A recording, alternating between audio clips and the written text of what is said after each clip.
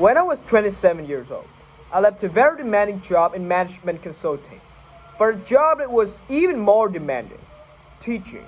I waited to teach 7th graders math in the New York City public schools. I like any teacher, I made quizzes and tests. I gave a homework assignment. When the work came back, I calculated grades.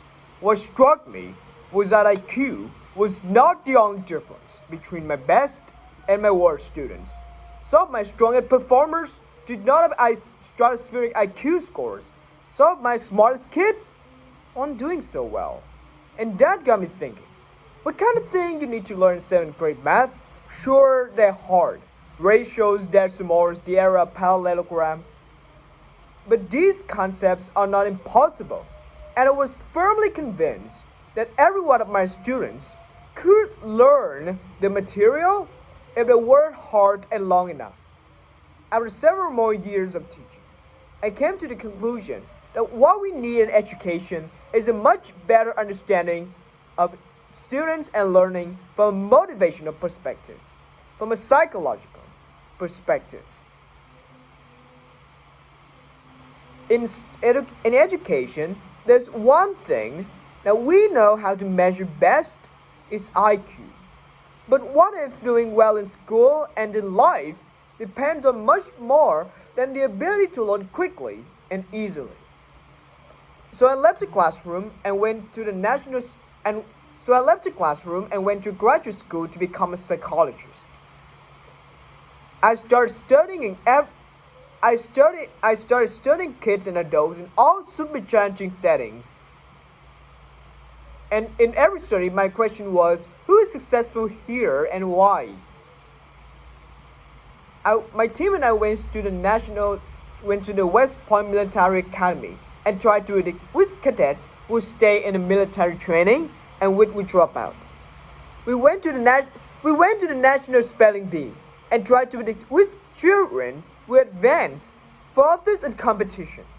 We studied rookie teachers working in really tough neighborhoods, asking which teachers are still going to be here in teaching by the end of the school year, and of those, who will be the most effective at improving learning outcomes for their students.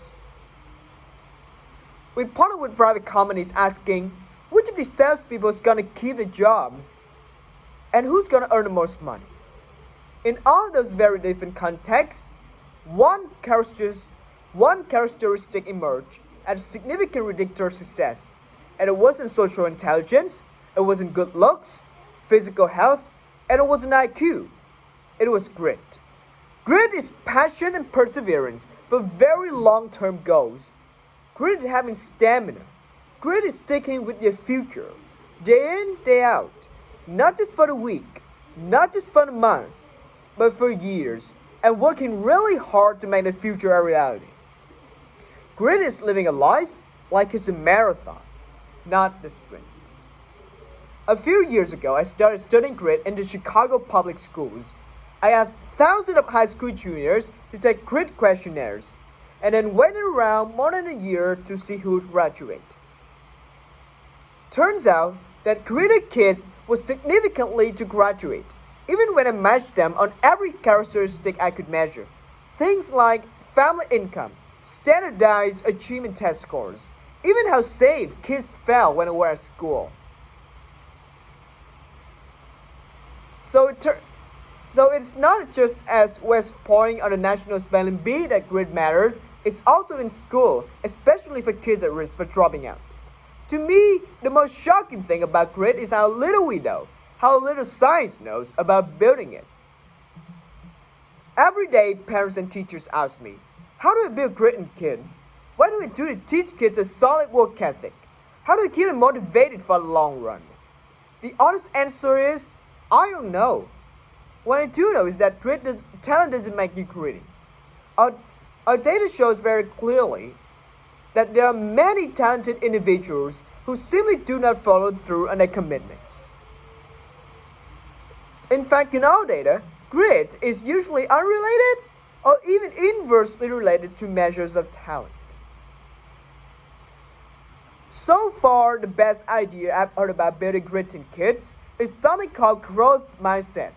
This is an idea developed at Stanford University by Carol Dweck, and it is the belief that the ability to learn is not fixed, that it can change with the effort.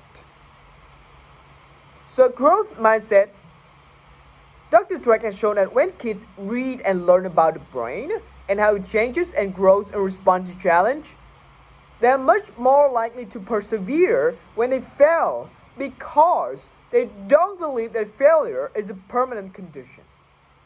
So growth mindset is a great idea for building grit, but we need more. And that's where I'm going to end my remarks, because that's where we are. That's the work that stands before us. We need to take our best idea, our strongest intuitions, and we need to test them.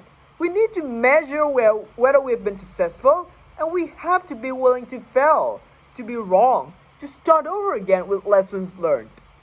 In other words, we need to be gritty about getting our kids grittier. Thank you.